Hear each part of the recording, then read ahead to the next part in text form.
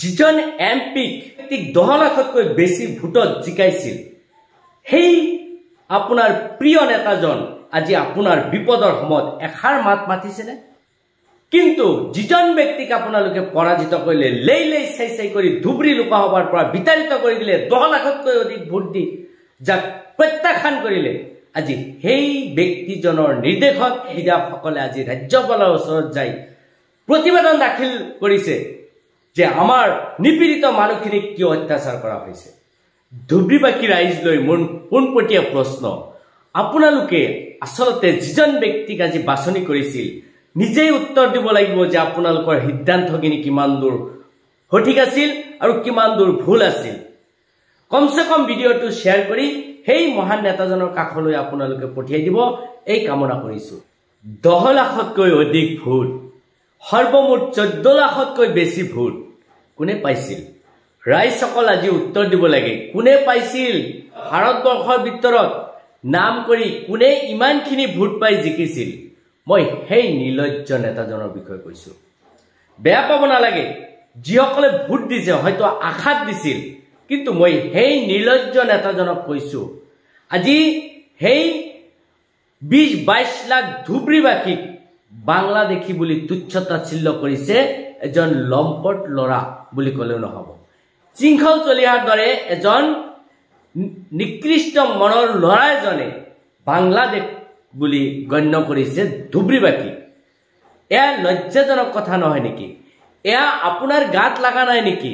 আজি মই সেই নিৰ্লজ্জ এমপিজনৰ বিষয়ে কৈছোঁ, যিজন এমপিয়ে আজি ধুবুৰী লোকসভাৰ পৰা 10 লাখতকৈ বেছি ভোটত জিকিছিল। সেইজন এমপি আজি নিশ্চুপ হৈ আছে আৰু তেখেতৰ ধুবুৰীৰ প্ৰায় 22 লাখ ভোটাৰক আজি বাংলাদেশীৰ লগত তুলনা কৰিছে। আজি সেইজন এমপি ক'ত চুপ মাৰি বহি আছে? সেইজন এমপি আজি ক'ত লুকাই আছে? লজ্জাহীন, যাৰ কোনো সাধাৰণ মানুহৰ প্ৰতি দয়া নাই, ময়া নাই, যিজন ব্যক্তি নিজৰ কেৱল স্বাৰ্থৰ বাবে তেওঁ ভোট আদায় কৰি আজি ইয়াৰ পৰা চিৰদিনৰ কাৰণে তেওঁ যেন লুকাই আছে। আজিলৈকে তেখেতৰ এষাৰ মাত আপোনালোকে শুনা পাইছেনে?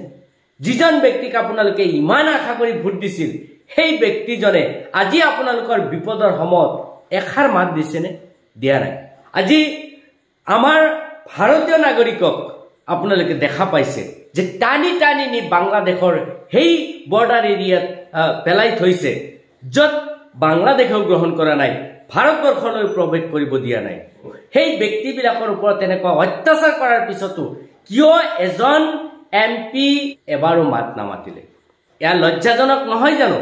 এয়া আপোনালোকৰ লজ্জাহীন কাম কৰা নাই জানো? আজি অতি দুখ লাগিছে, শৃংখল চলিহাৰ দৰে এজন নিকৃষ্ট মনৰ ল'ৰা এজনে ধুবুৰী বাংলাদেশৰ লগত তুলনা কৰিছে। বাংলাদেশীৰ ভোট লৈ এমপি হৈছিল নেকি? আজি লজ্জানত কৰিছে গোটেই ভাৰতবৰ্ষক যে আজি ভাৰতবৰ্ষৰ লোকসভাৰ সেই আসনত বহি আছে এজন বাংলাদেশী এমপি, যিজন এমপিয়ে ভাৰতবৰ্ষৰ ভিতৰত আটাইতকৈ বেছি ভোট পাইছিল। এই প্ৰশ্নবিলাক হয়তো আপোনালোকে নিশ্চয় কৰাৰ প্ৰয়োজন আছে। যি বদৰুদ্দিন আজমলক ঘৃণা কৰি আজি 10 লাখ ভোটত তেখেতক পৰাজিত কৰা হৈছে, সেই বদৰুদ্দিন আজমলৰ মানুহখিনিয়ে আজি ৰাজ্যপালক সাক্ষাৎ কৰিছে।